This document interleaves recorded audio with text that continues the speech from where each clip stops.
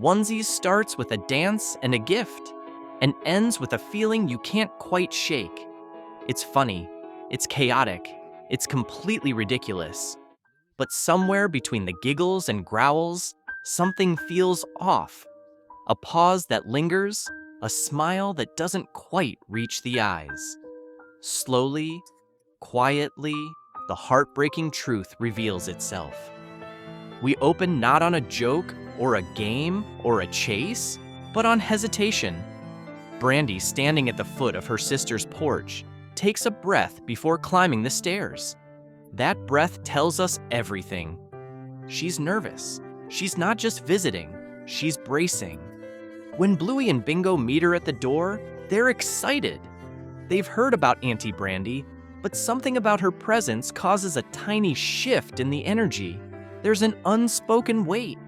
Chili smiles warmly, but there's something in her eyes, a softness tinged with caution.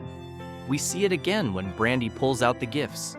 2 onesies, one too small, one too big. A funny moment, but also a telling one. "It's been 4 years," Chili says gently, and Brandy nods. She knows.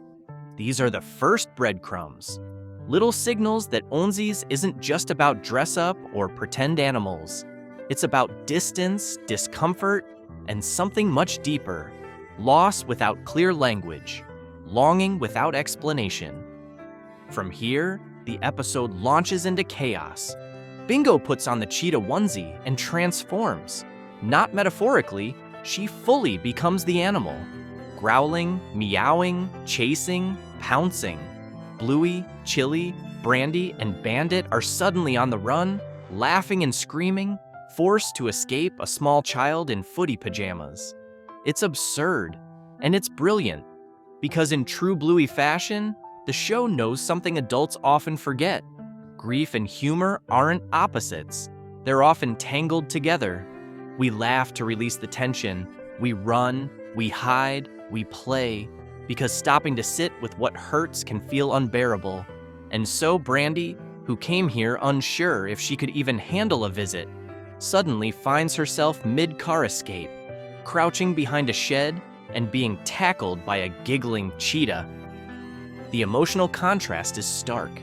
Her tears are never shown, but they're right under the surface. Behind the soft eyes, the faltering sentences, the moments she hesitates to answer Bluey's innocent questions. Why have we only seen Auntie Brandy once in our lives?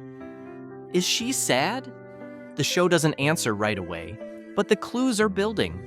It all comes to a head in a bathtub. Chili and Bluey hide there together, catching their breath from the chaos. Bluey, still processing what just happened, finally asks, "Why did Auntie Brandy want to leave? Is she sad?" Chili pauses, then answers with a metaphor, one of the most heartbreaking and subtle the show has ever used. "You know how you really want Bingo's cheetah onesie, but it doesn't fit you, and there's not really anything anyone can do to make it fit?" Bluey nods. Chili continues gently.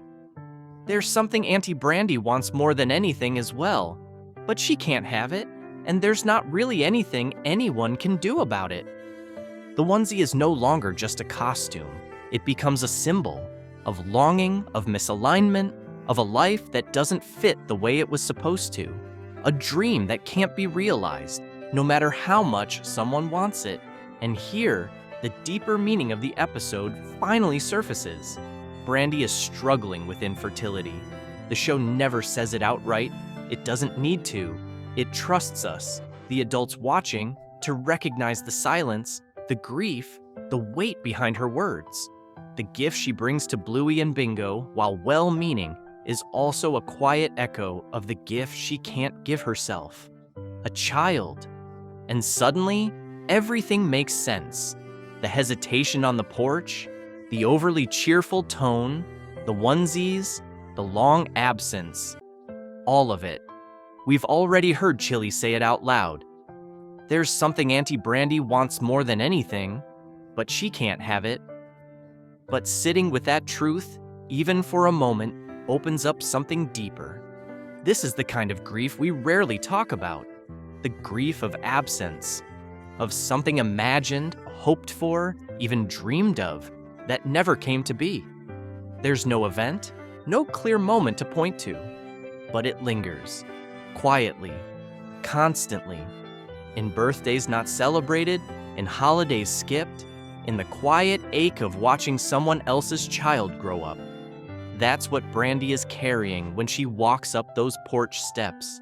Not just nerves or guilt, but the silent weight of longing, of time lost, of a life she thought she might have, but doesn't. What makes Onesi's so powerful is that it doesn't try to fix her. It doesn't explain her pain away. It just allows it to be there, wrapped inside a ridiculous onesie chase and buried beneath the laughter. And for anyone watching who's felt a version of that pain, the message is clear. We see you. Even when it's unspoken, even when it's been 4 years, you're still part of the family. The real emotional turning point isn't when Brandy explains or when Chili comforts her. It's when Brandy doesn't run.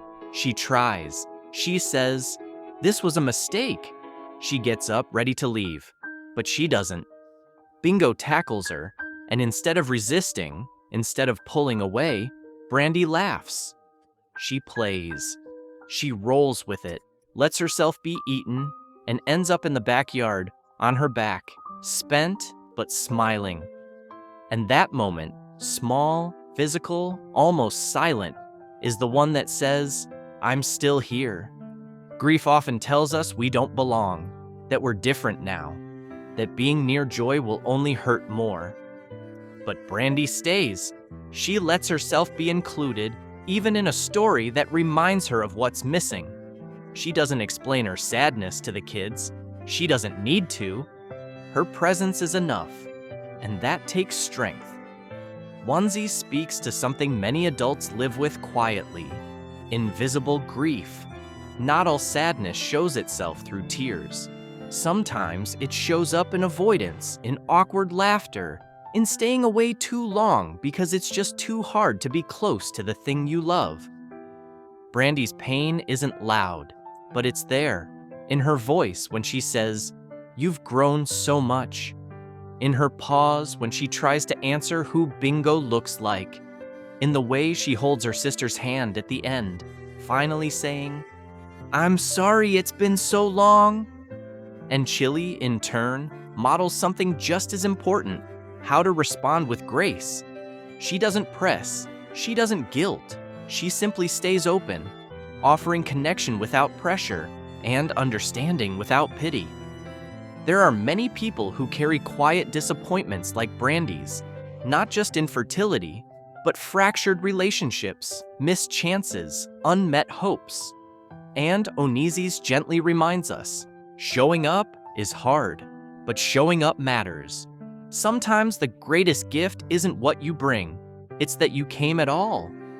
The episode ends with a dance, the same one Chili and Brandy made up as kids. Simple, joyful, kind of goofy. It's not just a callback, it's a healing act. Because to dance together after everything that's been felt, the years apart, the sadness, the complexity, is to say, we're still sisters. The past isn't erased, but the love is still here. Bluey and Bingo join in, laughing. The family for a moment is whole. Brandy can't have what she wants most, the thing that isn't meant to be, but she can have this, a messy, silly, beautiful moment of presence, of connection, of being seen. And for those watching, especially the adults, Onesi's becomes more than just another great Bluey episode. It becomes a mirror.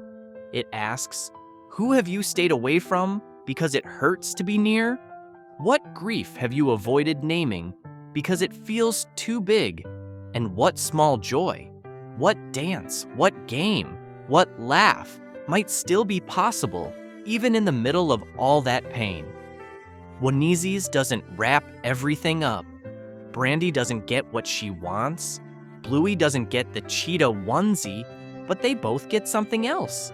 They get understanding, they get each other, and sometimes that has to be enough. Sometimes a story about a onesie turns out to be about grief. Sometimes a game of pretend becomes something real. And sometimes the episodes that make us laugh the hardest also help us heal. If this episode stayed with you or helped you name a feeling you didn't know how to explain, we hope you'll like and subscribe.